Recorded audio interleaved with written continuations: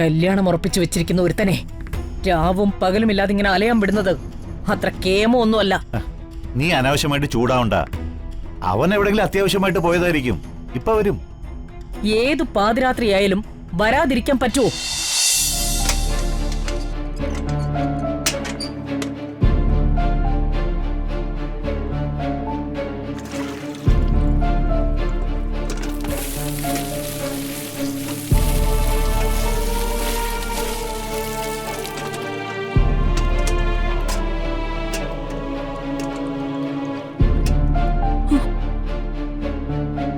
ദേവി, എന്റെ മനസ്സൊന്ന് എനിക്ക് തിരികെ താ.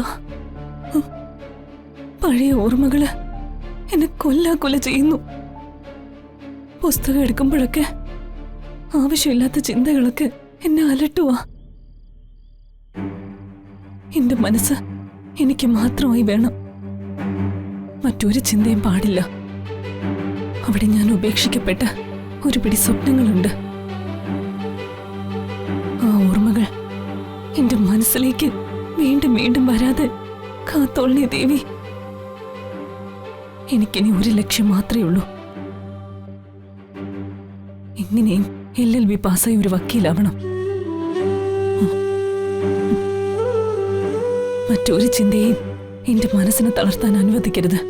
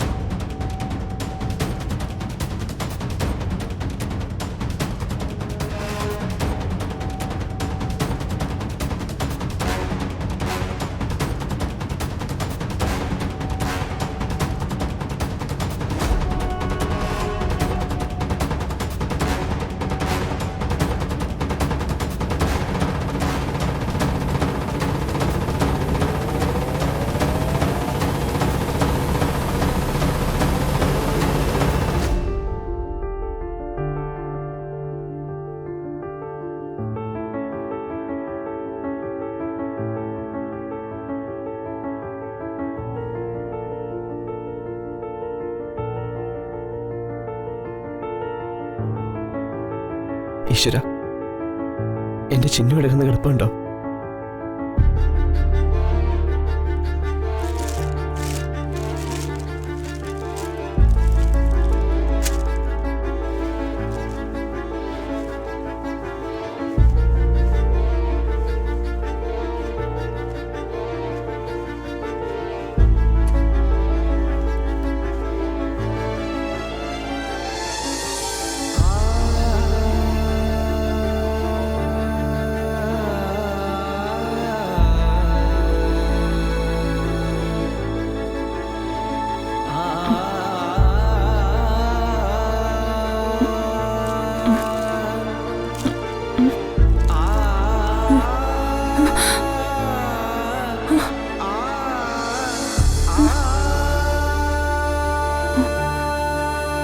ഇതാരാ പൊതിച്ചെന്ന്?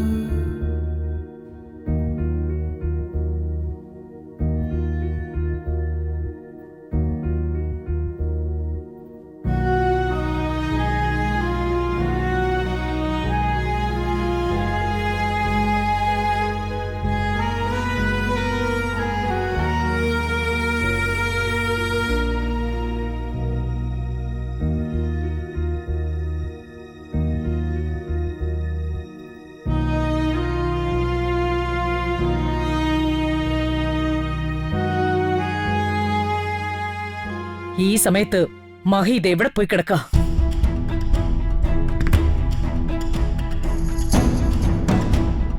കല്യാണം ഉറപ്പിച്ചു വെച്ചിരിക്കുന്ന ഒരുത്തനെ രാവും പകലും ഇല്ലാതെ ഇങ്ങനെ അലയാൻ വിടുന്നത് അത്ര കേമോ ഒന്നുമല്ല. നീ അനാവശ്യമായിട്ട് ചൂടാവണ്ട. അവൻ എവിടെങ്കിലും അത്യാവശ്യമായിട്ട് പോയതായിരിക്കും. ഇപ്പൊ വരും. ഏതു പാതിരാത്രിയായാലും വരാതിരിക്കാൻ പറ്റുമോ? നാളെ രാവിലെ ഇവിടെ കുടുംബൈശ്വര്യ പൂജ നടക്കാനുള്ളതാ. അതൊന്നും ഇവൻ ഒരു കാര്യമേ അല്ലേ. നീ ഒന്ന് അടങ്ങ് രമേ. പൂജയുടെ കാര്യമൊക്കെ നമ്മൾ അവനോട് പറഞ്ഞിട്ടുള്ളതല്ലേ. പണ്ട് തൊട്ടേ ഈ തറവാട്ടിലുള്ള ഒരു ചടങ്ങായത്.